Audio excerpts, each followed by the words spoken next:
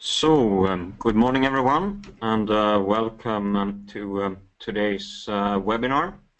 This is the first session after the Nordic summer holidays in the webinar series on the 3D experience for global medical device development. Today's topic is electronic document management, and we will go through the functionality, explain why it fits into PLM, and what you typically do in the system. The EDMS implementations, they are built on standard 3D experience functionality, but in order to reach a larger number of users, we have added functionality to increase the ease of use in setting up and discussing on document changes and setting up the workflow for its approval. So that's the subtitle of today's session is to how we address ease of use in document management. So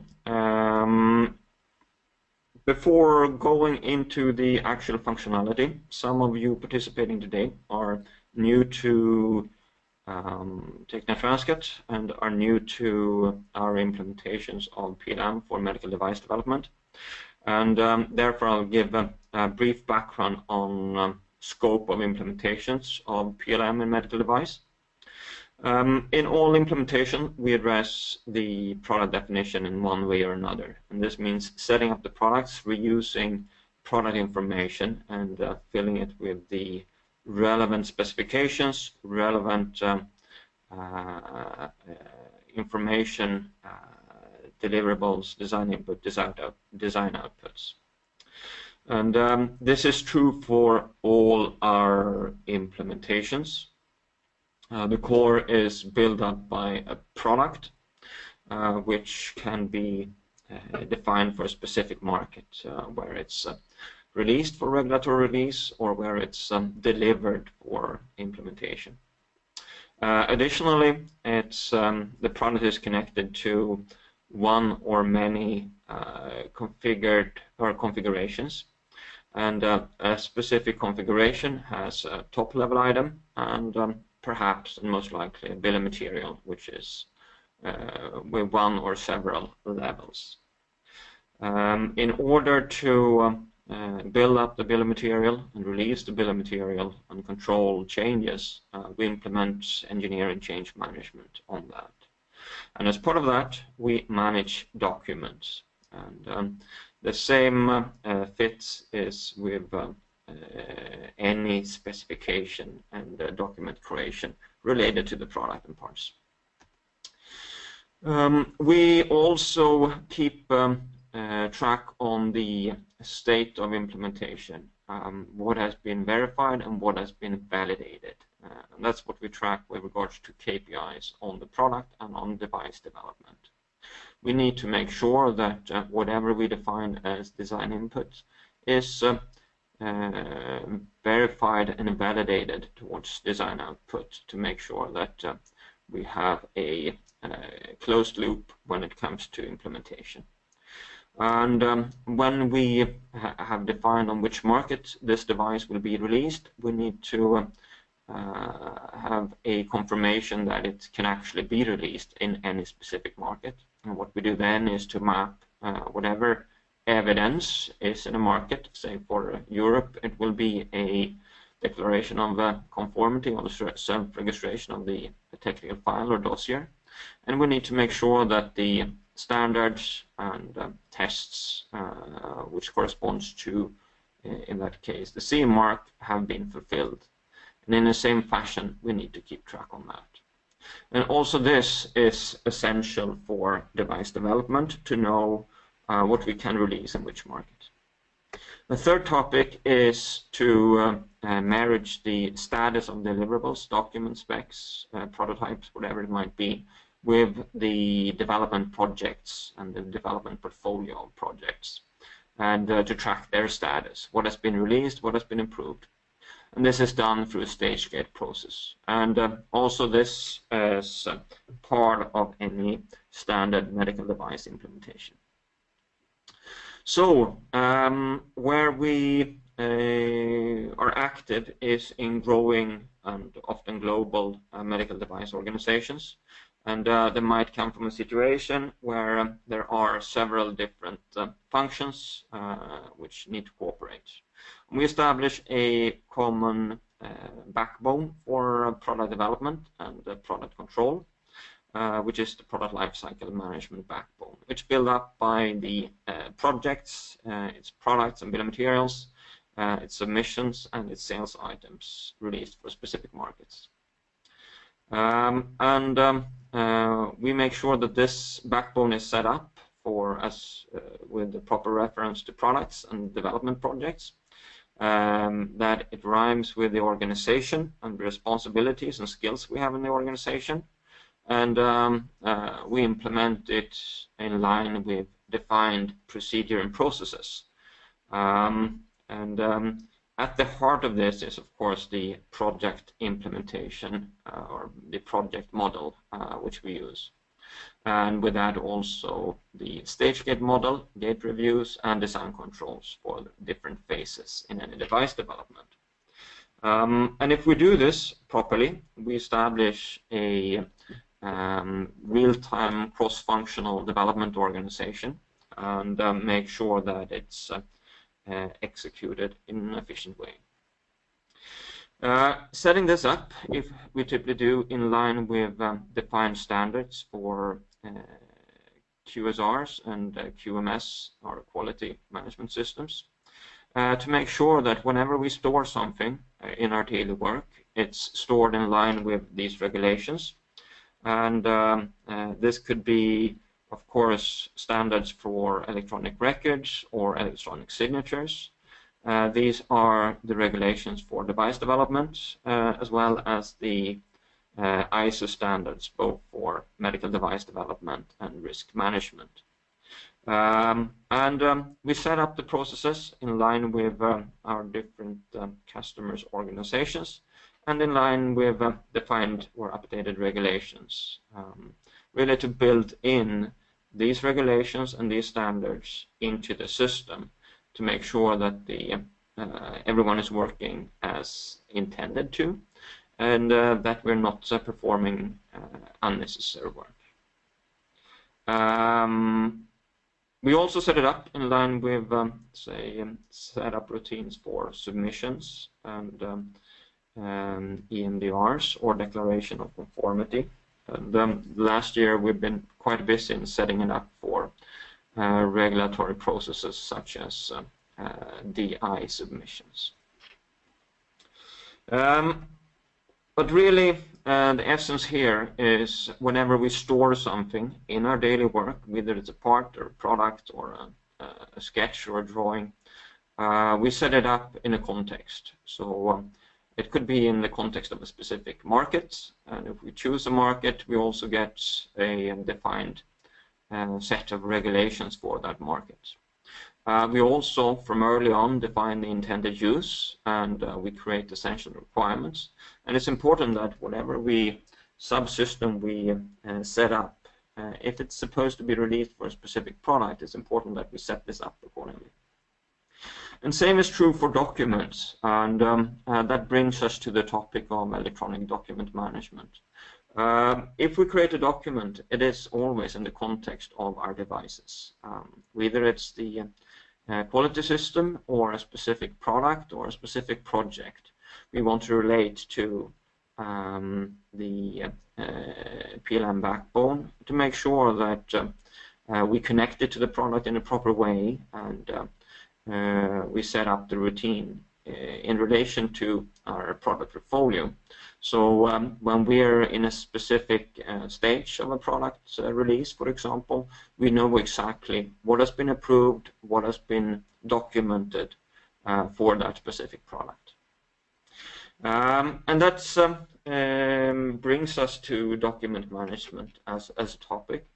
We want to be able to in relation to our products, document them with standard documents.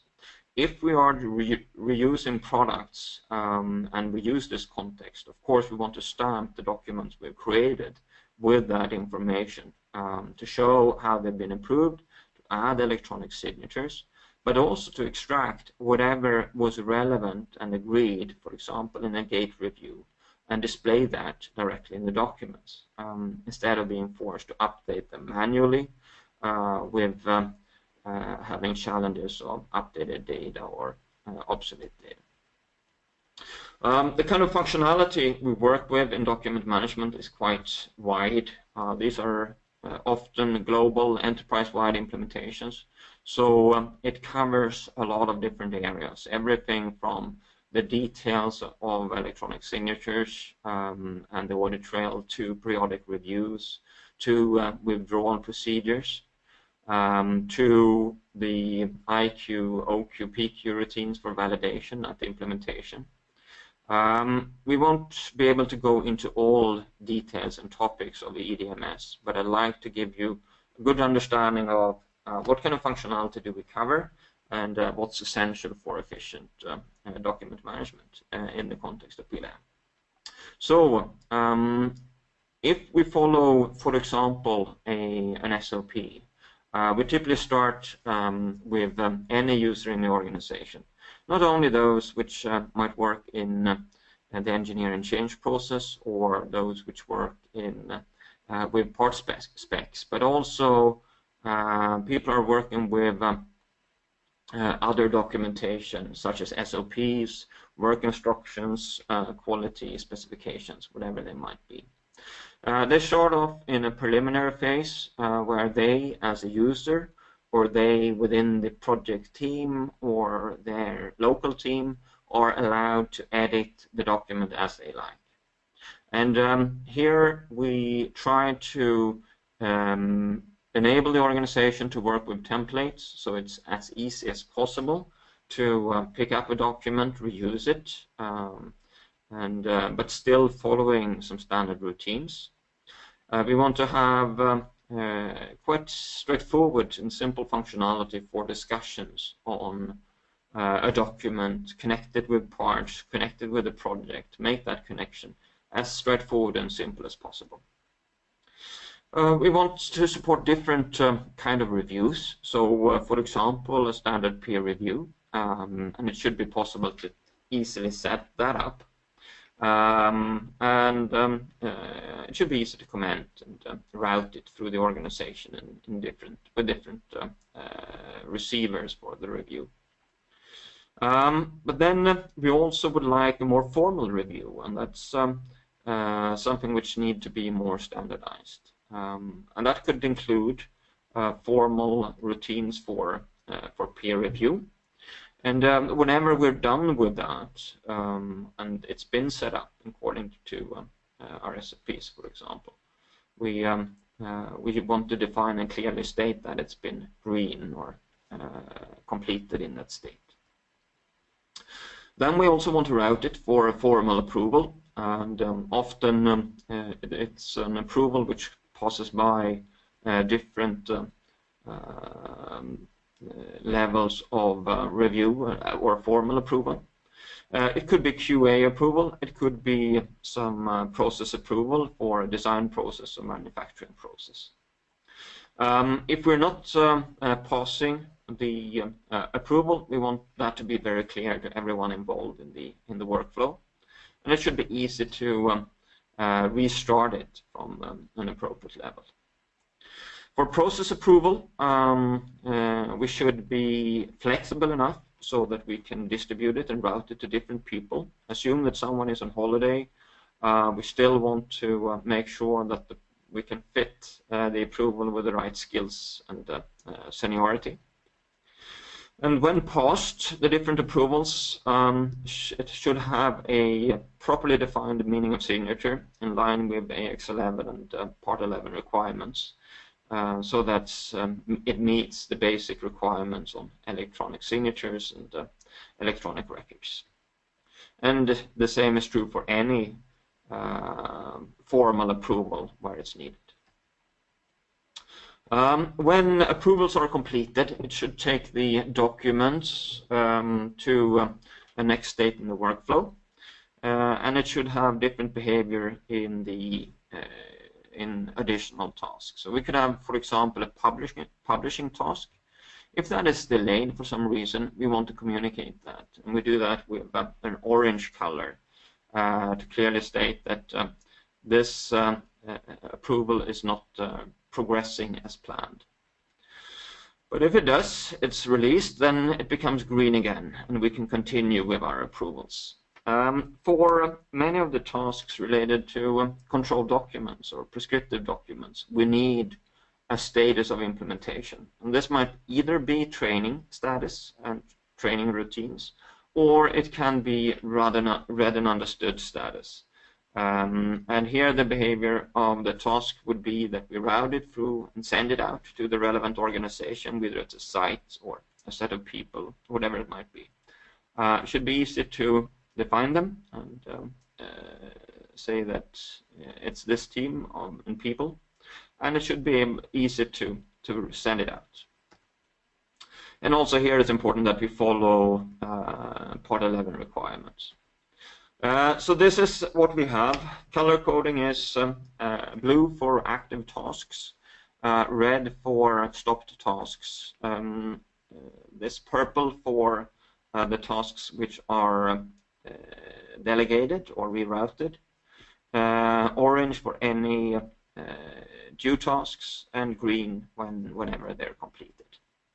So we'll run through a simple example with an SOP, so standard operating procedure for incoming inspection, and we'll route it through from the writer on the SOP, which in this case will be Kathy, and she will route it through around her organization for formal review to a quality lead and to a manufacturing site lead, and then it will go out for release and completed with a read and understood.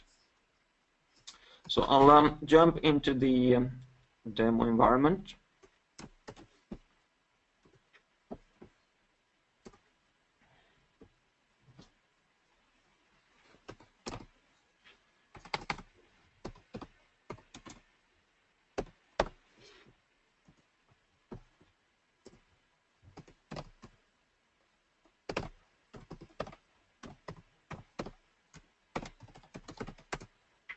So this is logging on as Kathy, and Kathy is a manufacturing engineer, and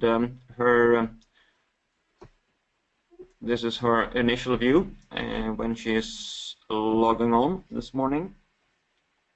So what she can see here is her documents she's working with, and she is in a role where she writes standard operating procedures and work instructions. We have taken out and streamlined this user interface, so we're down to 3 tabs. My recent shows me my recent activities, and it's also an easy way to jump between documents and say SolidWorks or CATIA files I've been recently working with. My active documents are the documents which are active for approval right now, and I can use the different graphs to navigate my list here. If I just want to view preliminary documents, I select on the graph, and it will automatically update the table here. In this case, though, I will just expand this table, and I'll have an overview of the different SOPs I'm working on. So what I can see here is that I have the different documents. They have a name. They do have a description. The description is visible in the table with concatenated for long text. What I can see here is that this SOP for incoming inspection for Taiwan is in creation. It's just been created. It's still in preliminary state. And I can see that it has a workflow. It's really in the initial state where the first task is active. It's blue here. I can also see here in this state that it's I do have quite some freedom to work on this document. I can check it out if I want to edit it. I can view it with this small viewer icon. And I could potentially add additional files. I can also delete it with this one here. So it's an easy way to have a good overview. And I can see some different dates, when it was created, when it's planned to be released, etc. But I'll actually start with creating a new document. So following the selecting on this star icon here, and here I have different types. This is a complete type tree of different document types, whether it's procedures or records or reports or specifications. For medical device applications, we build up quite a library of different specifications. Now I've set this SOP as my standard type. I can use a template file if I want to, and in this case it will use the template which is already checked in. The template contains a workflow, how it will be approved. It points at what policy will be used for this standard operating procedure. And in this case, I'll add a description though. So I would like to set up an incoming inspection for manufacturing unit in Estonia. Okay, and I wanted to use the template.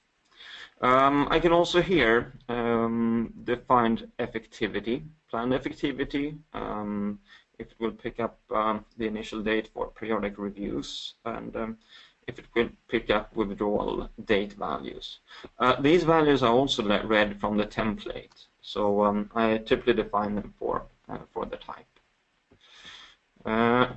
But assume I'm fine with these settings, then I create the document, and I can select on this one to get my SOP document open. So if some of the values here in the header of this file, I can connect it to a project, and then it will create the link to the actual project. I might have default values for departments, or it will connect that one. Product works the same way as the project. It will create an automatic link to that product. In this case, we're not defining it in any other way, but on product level. And I could have one or several different regulations connected to this document. If I select a specific regulation, it might be that I add attributes based on that regulation. If I would release a document related to the DHF, I could have and add a default classification, and that will be taken up as a tag when I run it through the DHF process. Assume that I'm fine with these settings. I can minimize that window and take away that one as well, giving me a little bit more space. So I'm now on the actual document. If I want to go in and edit the actual file, I'll check it out like this, and it launches a window where it opens the file. And here you can see that it's picked up the title from the system.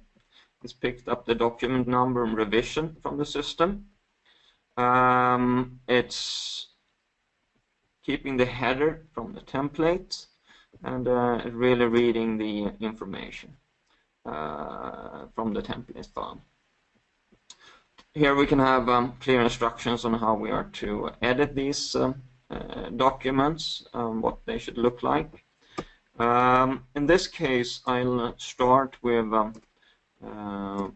just adding something.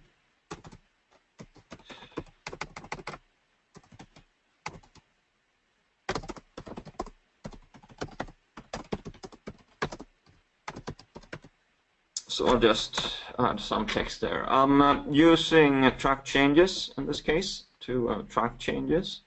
So I'm starting to work on this document, adding text, doing my modifications. Whenever I save, or assume that I save and close this one like this, it will automatically pop up this window, and I can check in my changes. Added initial text in section 1. So, and I'm fine with that one. If I look at the document, I can look at file versions, for example, and we can see that I've created this document. I can see when I created it a few minutes ago, and my check-in comments here. We have different tabs on this document. So that's some of the basics. Type name revision. I have type-dependent tabs. So in this case, I have an SOP, and it's not uncommon that we raise non-conformance requests on our routines or procedures. And accordingly, we've activated the NCR command on this SOP. So from here, I can create and initiate an NCR directly from the menu here. And it's using the standard NCR module of the 3DEXPERIENCE platform, and connecting the object so that it can be tracked on this particular type. I have the audit trail, which tracks the detailed history, anything which is changed on the project. We can see any files, and I can connect one or many files for a document or a document set. I can also create dependencies between documents to for example, if I create different language variants, or if I create different versions of documents. For revisions, this is the main dialog for revisioning a document. So I can revise it at any point in time. And if I do, we will take over the default settings from the previous document. But I'll create a new major version of that, and I can continue working on the file. All the templates of a document can be revised as well as the documents, so that we can have control on parallel revisions and parallel document templates, having them active in parallel when we're taking them to release. If I have control on my printers, I can also have prints and hard copy control and connect that. If I have other processes, such as change processes or other audit findings or service requests, whatever it might be, I can connect these to the documents under the Processes tab. And training will give me the training status, or the read and understood status on the implementation task of any document. But in this case, we want to first have an informal discussion on its contents, and then we go to collaboration. This is the TECHNIA transcript functionality, called the TVCs, for collaborating on any object. It could be a part, it could be a product requirement. In this case, it's a document, and we'll start a discussion thread on this one. So I want to create a new discussion. Subject, please review section 1 on this SOC for incoming inspection. Those were the areas covered by the new 13485 revision. So I want to send this to Karen, my colleague. She is a manufacturing engineer at another site in Lithuania. So just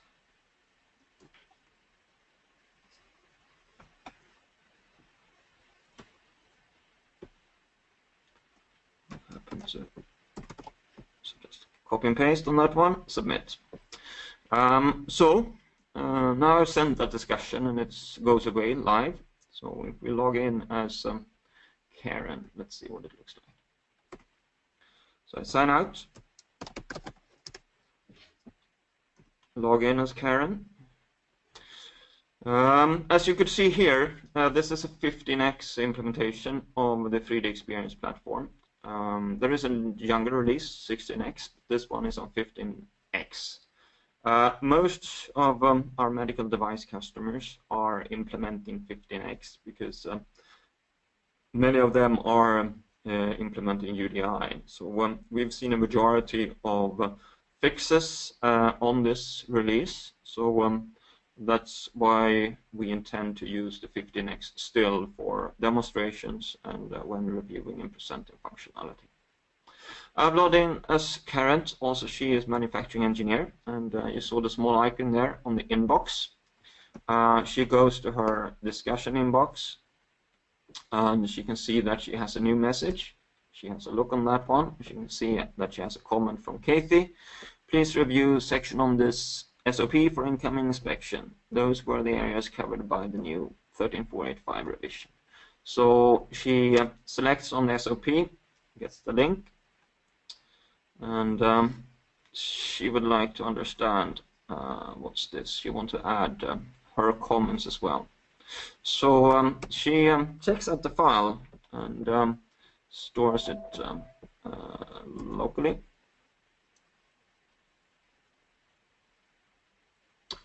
And she looks at the file. She can see that there have been some changes in the document marked with red here. So she selects review in Word, and she goes to next, and she can track the changes here. Karen adds this text. Updates contents related to supplier risk.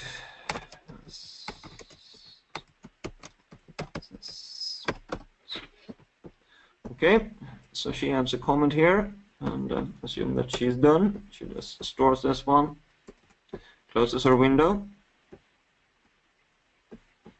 and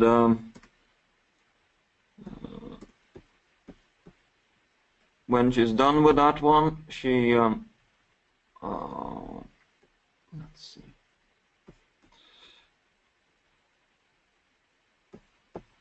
When she's done with that one, she replies to Karen. Done editing. Please send for formal review. So with that, she signs out, and we'll go in as Kathy again.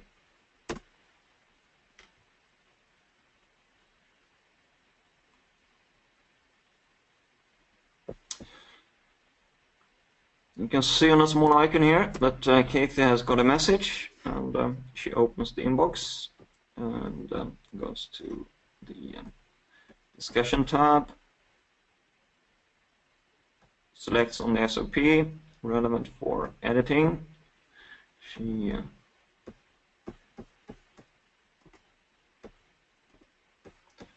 makes this window a little bit smaller, and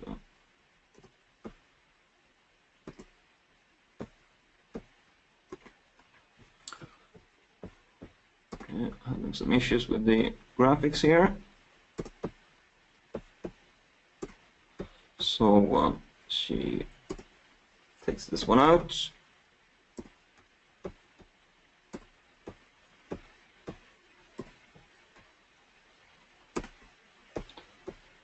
Okay.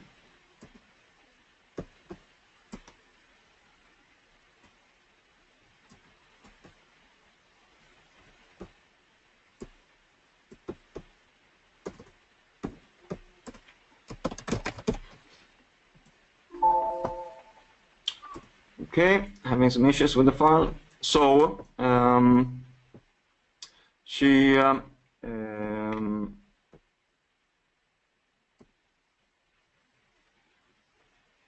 some issues with the login here.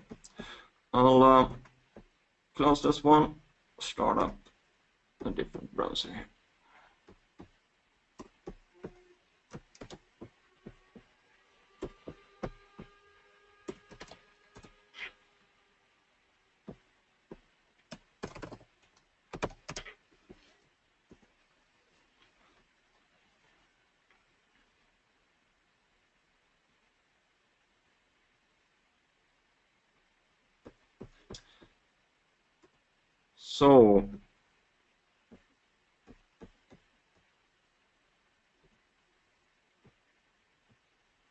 So now we're back in the window here.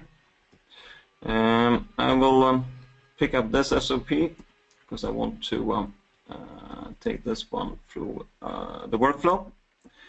And I'm select on collaboration. And in order to set up the workflow for this one, I select on collaboration and the workflow tab.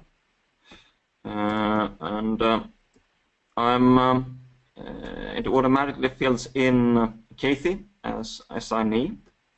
And I can see here what are the instructions. If I want to edit these instructions, in this case I can do so. So I'm just updating the values here. I add a reviewer. So in this case I want Karen to review.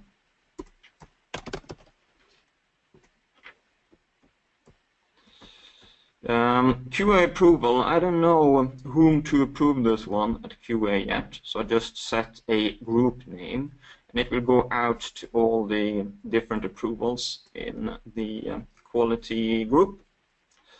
Process approval will be senior manufacturing manager or engineer, and this is Kurt, so I add the name. Publishing will be done by Anna, also senior manufacturing engineer. She will make sure that the SOP is set up properly and made available to the right people. We set up the different people who will have to complete read and understood. And here I can add the names, and it will detect the different people as I type their names. I could also have settings for a specific site or location or group or project team or whatever entity I'm using within our PLM system.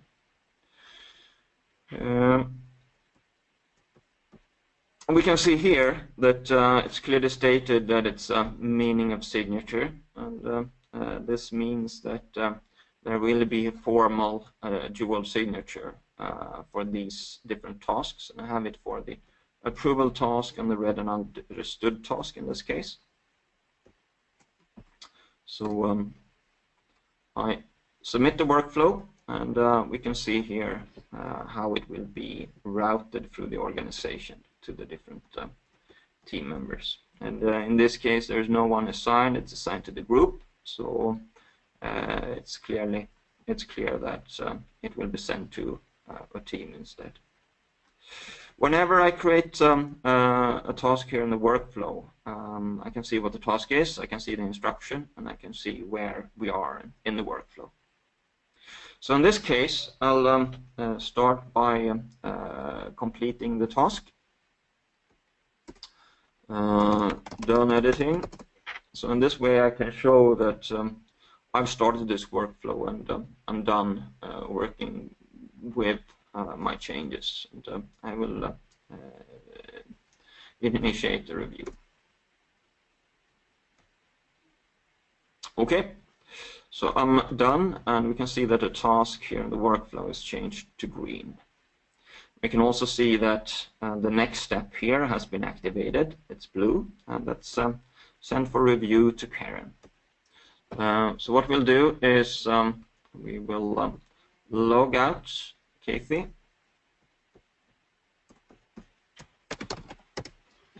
log in as Karen,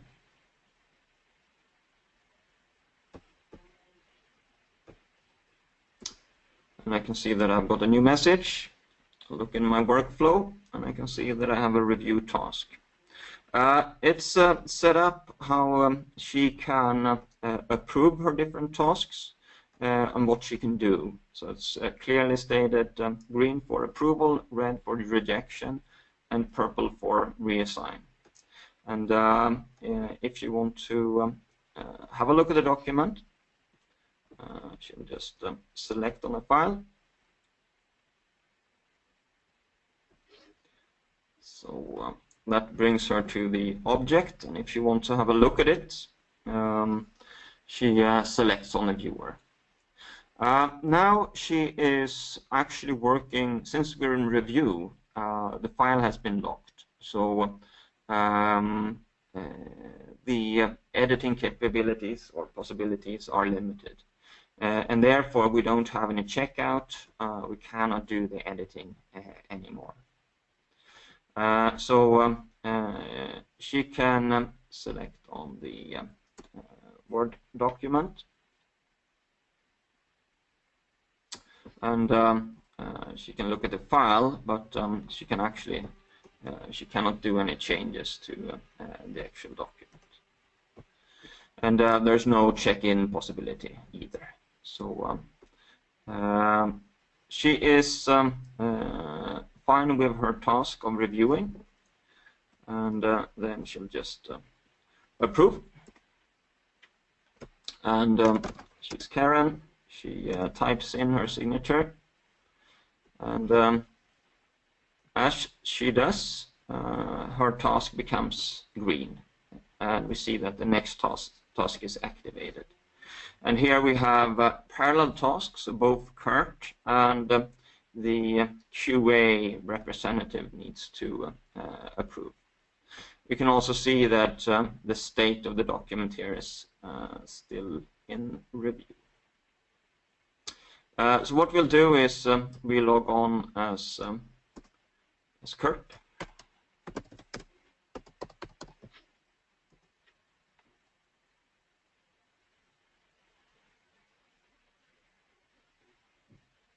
So we got a new comment from Kurt. So I'll select on this one. And I can see what kind of task I have. It's a process approval. And also here I have a link to the document so I can have a look at it. But assuming that I'm fine with this SOP, I'll just type in my name and sign. In this case, it's a meaning of signature, so I cannot add any comments on my remark. It's just approval, and it's approval of the actual process. Now we have the task of the QA approval, and here I'll log in as someone in the QA approval group, which could be, for example, David. So I'll log in as David.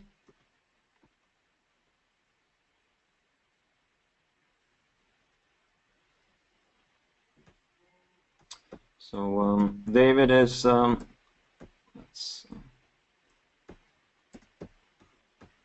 QA lead, and in his inbox, we'll check the tasks. And he has a different task here. So first, he's one of the members of the group, and first he needs to signal that he will pick it up. So he has this assigned to me. So David needs to sign in again, put a signature on his approval. We can see here that he's now got the task active, so he can actually do something with it. And assume that he's fine with the context or contents. He will approve it. So he has to sign in again and properly sign it. And we get the history here, so you can see that he has picked it up and taken on the task, and he will then he has signed it and will approve it. If we look at the SOP document here, we can also see that it's now in state approved. So we've really taken the SOP to a new lifecycle stage. And it's up to Anna to execute the actual distribution of the document. So log out.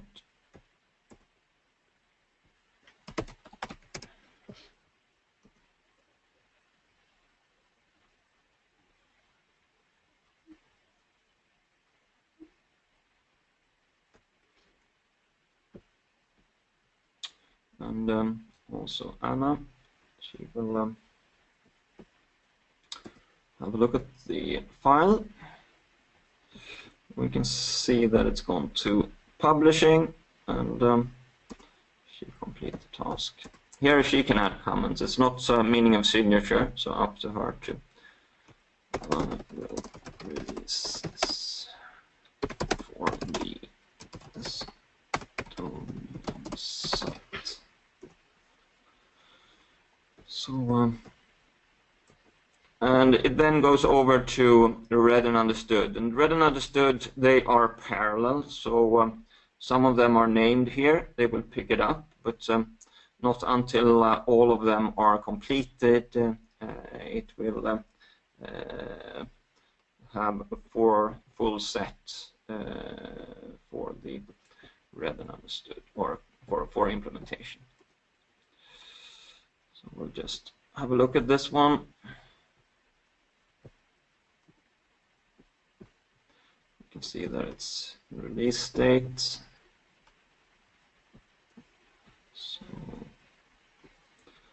So this is where we are. We've come pretty far in the approval of this document. This is how we have built up the functionality, and we have really gone through the different review steps and approval steps, formal approval with meaning of signatures.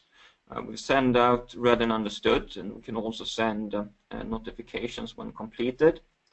There is quite some functionality related to this, how we connect the documents to parts, what kind of search capabilities we have, etc. So there is more to the functionality than what have been shown in this demonstration. What is important is the distinction between discussions, which are used for the not so formal review, while we're using the formal workflows for the electronic signatures. Also, when we're in workflows and review and approvals, we're primarily working with PDF generated files, files which are stamped with updated information. So if we look at one of the more mature files here, we can see that it has been updated from the system with the different approvals as we've added them. We can also see that we have a watermark clearly stated what's the release status. Also, what is go back to Kathy. I should also point out that there are different levels of usage for the document management functionality. The implemented documents is a way to show what implemented documents will look like. So this is when they are finally approved, and there you can see different workflows. You can go back to those to see how they were actually routed through the organization, how they were approved. But as you can see, they're not editable and they've been released. So this is how you find your SOPs and view them if you're in the shop floor, for example, and want to view them from a tablet or from a mobile device, whatever they might be. Okay, we'll go back to the presentation and finalize this one. So there is some time for questions. Let's have a look.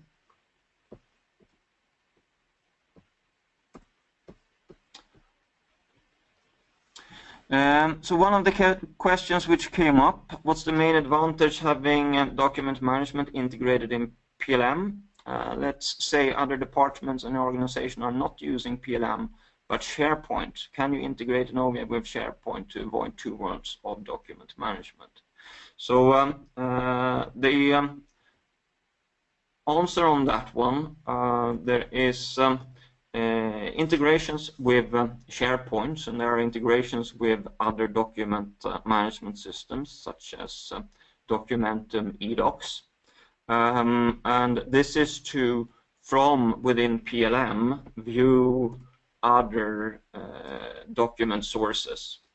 The discussion if functionality on document management should be in PLM or not depends on, of course, the approach to PLM and the approach to general document management.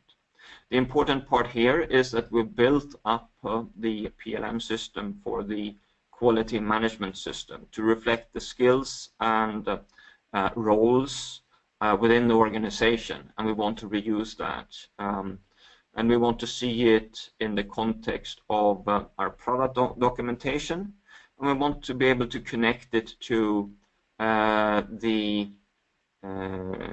routines set up for approvals, for example, in product development and design controls.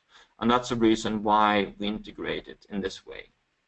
But we could, if we have decided that we're using another source of document control for enterprise document management, whether it's Part 11 compliant SharePoint or it's Documentum or some M-Files repository, we need to make sure that those repositories can be read and connected to the product definitions and the parts and the development projects in a similar way.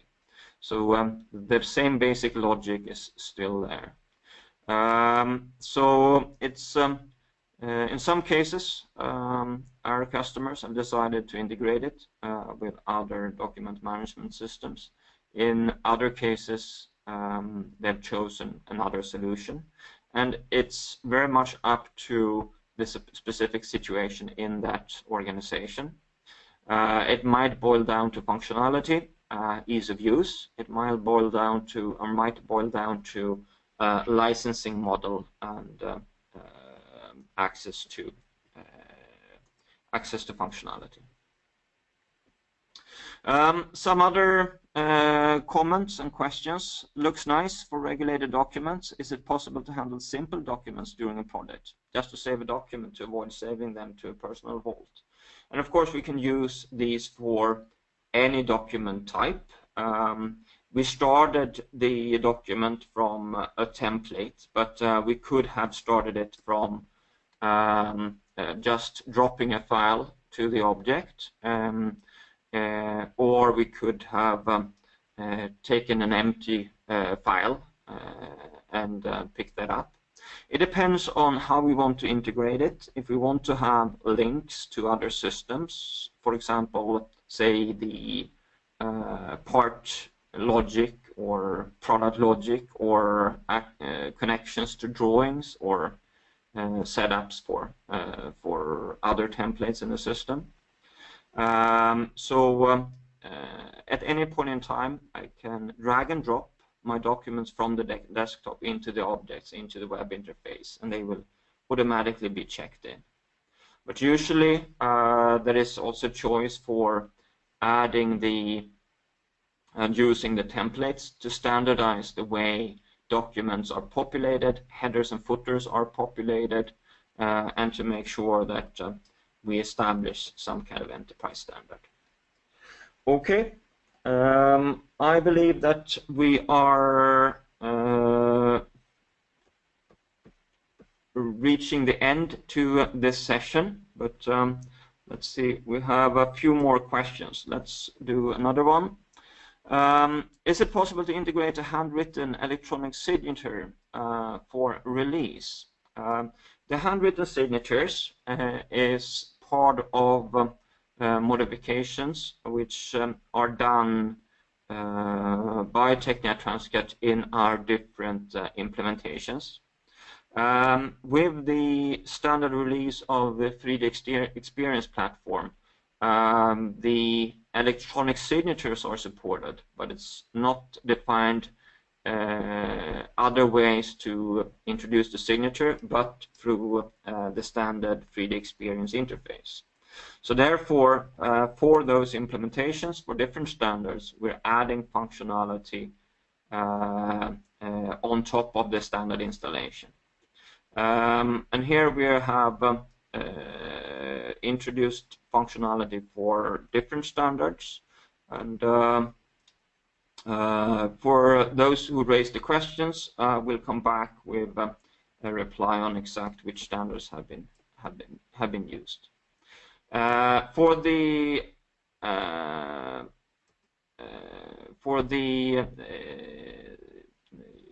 scans on fingerprints, for example, these are in rollout, but yet not in production mode. Okay, that was the last question for today's session. This session is stored and recorded, so it will be available on our website. I also want to make a note on the upcoming webinars. So end of September, we will go through the basic setup for new device development in PLM, covering design controls and the DHF. That will be followed by a session on the QA processes, covering complaints and CAPA and related processes. That is in October. And the webinar series will continue all through up until the end of the year. And I hope you will follow these sessions. You will also, of course, have a possibility to meet us in person when visiting you throughout the year, or at some of the events which we will attend to.